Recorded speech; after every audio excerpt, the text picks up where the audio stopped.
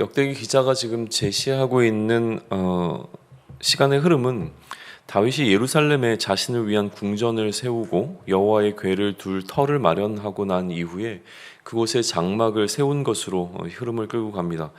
그리고 나서 드디어 왜 이전에 언약궤를 이동하는 과정 가운데서 언약궤를 맡았던 자가 사망했는지에 관한 해설이 이제 등장하고 있죠. 그 사건에 대한 구체적인 이해가 이제 드디어 역대상 15장에서 좀 드러나기 시작을 합니다.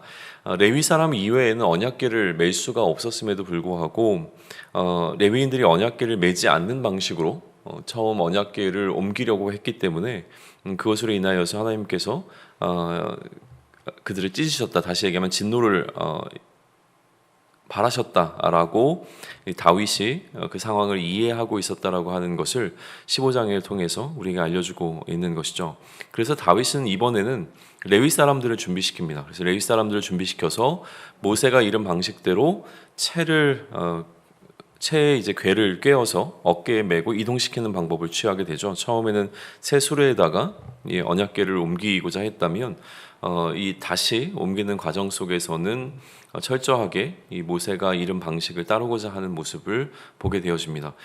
그렇기 때문에 이제 레위 자손들이 중요해졌고요.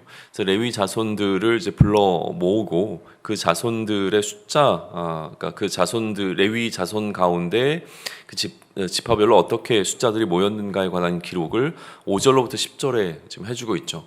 보통 이제 레위 지파를 이야기할 때 레위 지파 안에 크게 세 그룹으로 이제 그 혈통을 좀 나누게 되어지는데 그핫과 무라리아 게르솜이라고 하는 이 세 사람을 중심으로 한 또 자손들로 레위 지파를 이렇게 구분짓죠.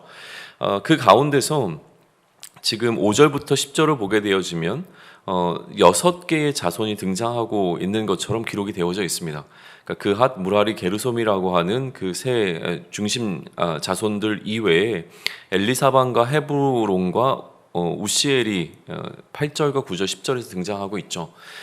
이렇게 6개의 자손들이 등장하고 있는 것처럼 보이지만 실제로 엘리사반과 헤브론과 우시엘은 그핫 자손입니다. 그핫 자손의 또 그 밑에 있는 자손들이기 때문에 실제로 지금 이 레위 자손에 대한 이 그룹들을 이야기할 때 강조되고 있는 것은 그핫 자손인 것이죠. 그핫 자손을 더 집중해서 지금 역대기 기자는 이야기하고 있는데 왜 그러냐면 실제로 이 궤를 옮기는 역할을 담당했던 게 그핫 자손이었기 때문에 그렇습니다. 그래서 그핫 자손이 좀 주목되는 방식으로 그래서 이들이 담당하고 있는 이 여호와의 궤를 옮기는 그 역할이 지금 이렇게 이루어지고 있다라고 하는 사실을 이 방식을 통해서 이야기를 해주죠.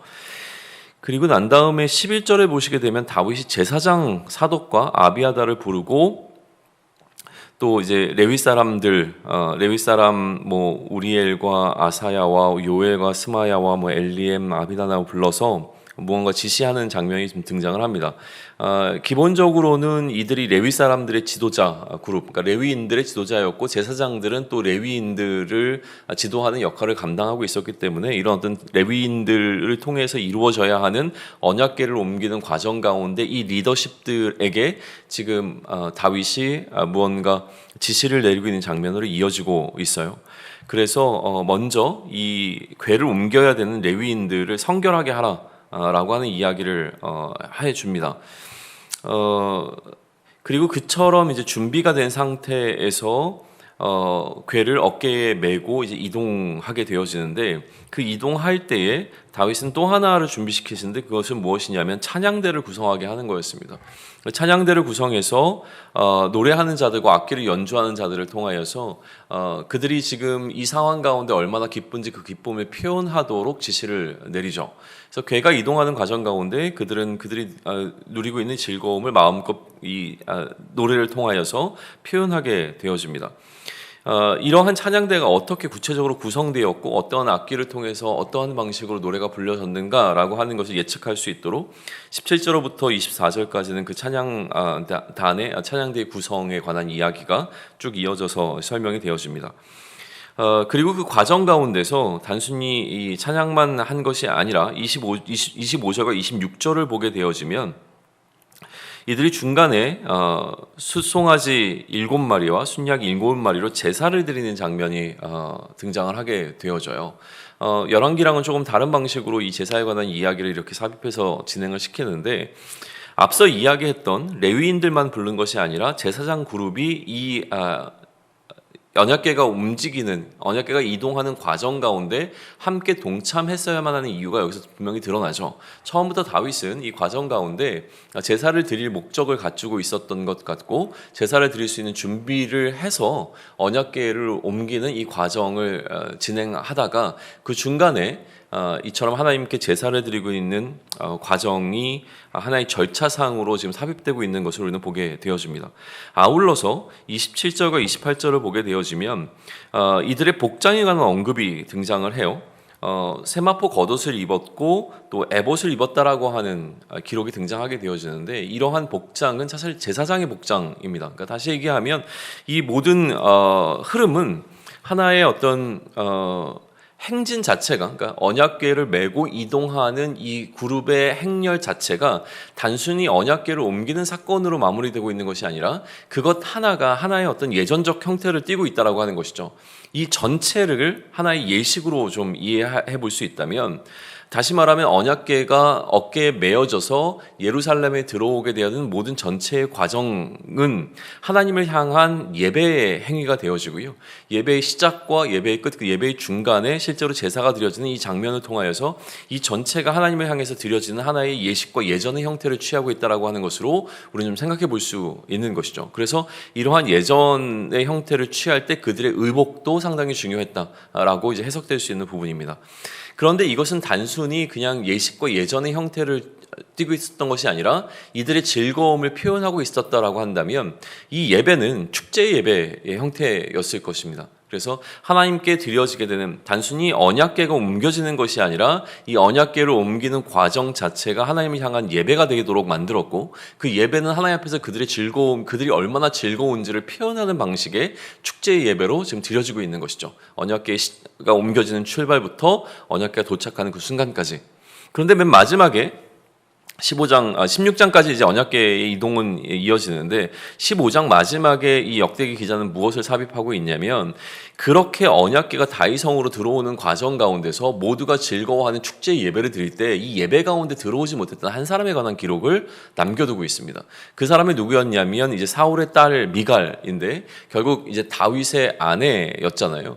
그가 이제 사울의 딸이라고 하는 부분이 강조되는 것을 통해서 사울의 집안과 다윗의 집안을 대조시키고자 하는 의도가 담겨 있긴 하겠지만, 어쨌든 지금 이 상황 가운데서 이 예배 가운데, 그 축제 예배 가운데 참여하지 못하고 있었던 한 사람을 지금 우리에게 보여주면서 그가 왜 이러한 예배 가운데 들어오지 못했는가에 대한 것을 주목해 보도록 만들고 있는 것이 역대상 15장이 지금 우리에게 주고 있는 어떤 흐름이라고 하는 거예요. 그냥 기본적으로 이 이야기를 잠시 좀 보류해 두고 역대상 15장을 보자면, 지금까지 계속 이 역대기의 흐름 속에서 지속적으로 강조되고 있는 것은 하나님의 말씀에 대하여 듣고자 하는 다윗의 태도, 실제로 그 하나님의 말씀의 들음이라고 하는 모티브가 굉장히 강조되고 있죠. 하나님의 말씀을 들어야 하고 말씀을 듣는 것으로 멈추는 것이 아니라 그 말씀대로 행함이라고 하는 것, 그러니까 들음과 행함이라고 하는 이 두 모티브가 역대기를 지금 흘러가게 하는 그 가운데 굉장히 중요한 모티브로 계속 등장하고 있는데, 그것은 아마도 이 원독자들이었던 재건 공동체, 그러니까 귀환한 공동체들에게는 이러한 하나님의 말씀을 듣고 그 말씀대로 행하는 것이 굉장히 중요했기 때문으로 우리는 해석해 볼 수 있습니다. 이것은 단순히 재건 공동체에게만 필요했던 이야기가 아니라 오늘을 살아가는 우리들에게도 하나님의 말씀을 듣고 그 말씀에 순종해야 한다라고 하는 그 메시지는 굉장히 중요한 위치를 차지하고 있죠. 너무나 단순하고 명확한 부분이기는 하지만, 그럼에도 불구하고 가장 어려운 것이 어쩌면 하나님의 말씀을 듣고 그 말씀대로 준행하는 것이라는 생각이 듭니다.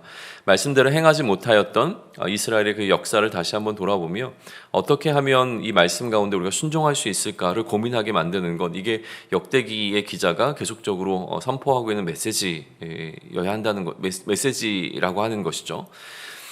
아울러 굉장히 단순하지만 이 어려운 하나님의 말씀대로 행한다라고 하는 것은, 그렇게 행하는 모든 것이 오늘 이 하나님의 그 언약궤를 옮기는 과정 속에서는 그러한 모든 것이 다 축제해야 한다라고 이야기하고 있는 것처럼 들려집니다.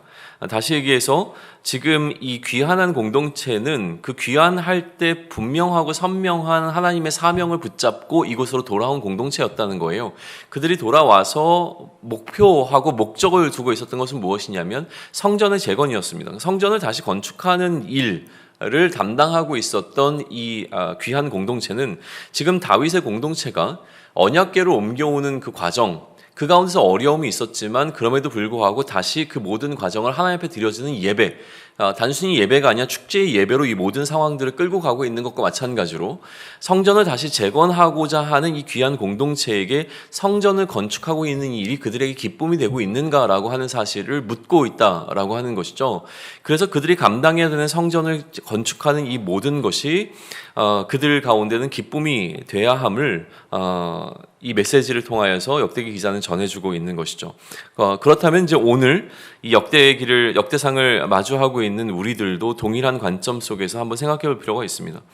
오늘 예배자의 사명으로 살아가는 우리들에게 이처럼 우리의 삶을 통하여서 예배를 드리는 이 일, 우리의 삶의 이 사명을 감당하는 것을 통해서 하나님 앞에 예배자로 서가는 우리들에게 이 모든 여정들은 과연 기쁨이 되고 있는가라고 하는 질문을 던져볼 필요가 있습니다. 그 질문 앞에서 우리의 모습을 다시 한번 돌아보고 우리의 행함 모두가 하나님을 향한 기쁨으로 다시 한번 표출될 수 있도록, 그래서 본질이 무엇인지를 놓치지 않고 나아갈 수 있는 저와 여러분이 되면 좋겠습니다.